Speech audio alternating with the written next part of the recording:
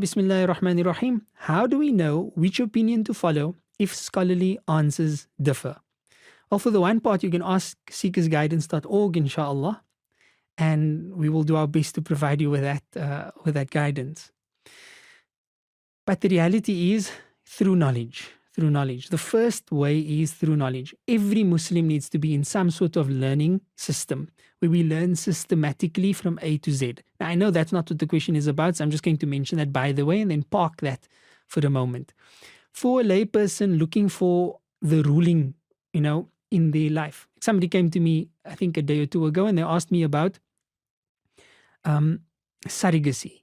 Right, surrogacy in Islam. Now you get different forms of surrogacy, and I don't want to get into the details, but this person was asking about the form of surrogacy where the egg from the mother, from the wife in this case, and the sperm from the husband is put together externally outside of them, and then the fertilized egg is then planted in a third party, so the womb for hire, if you'd like.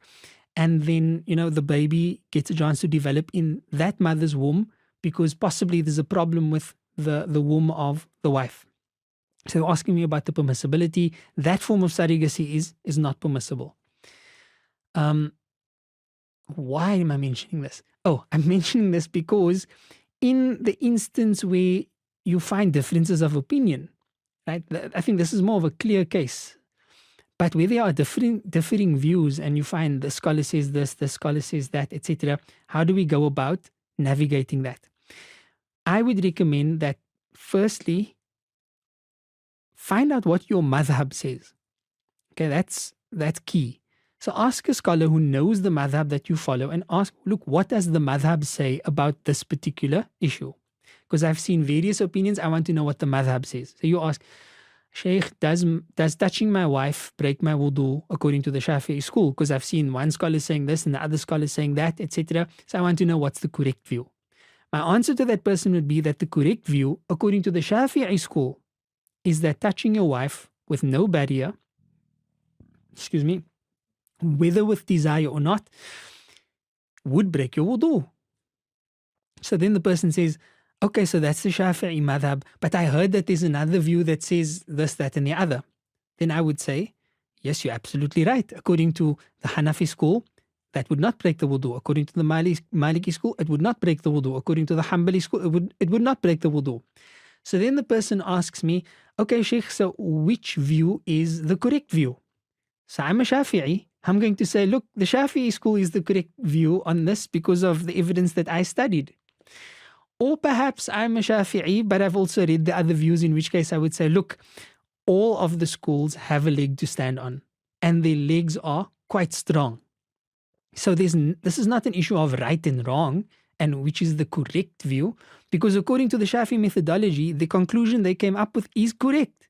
According to the Hanafi methodology, the conclusion they came up with is correct, and so on and so forth. So then the person says, now what should I do? I say, well, follow that which you learned. Follow your madhab, and if you find your madhab to be difficult, constrained circumstances, etc., and you feel as though your life would be so much better because there's this other view and you wish to follow it, nothing is preventing you from following that view, again with the providers or the riders that I mentioned earlier, as long as you're not deliberately following dispensations, and as long as you're not combining opinions to such an extent that you end up with something that's alien to the original scholars or the original schools. They say, well, you took this from us and you took that from them, but we don't recognize this any longer. Then that's not permissible. So that is essentially what we do when we find different opinions and we want to know which one to follow. A, find out what your madhab says and practice your madhab. If there's a reason that you don't want to practice your madhab or that you want to adopt a different opinion, do the necessary, ask scholars, and make sure that you're not doing anything untoward, and then Bismillah, inshaAllah ta'ala, you would be much better off. La ilaha illallah Muhammad Rasulullah.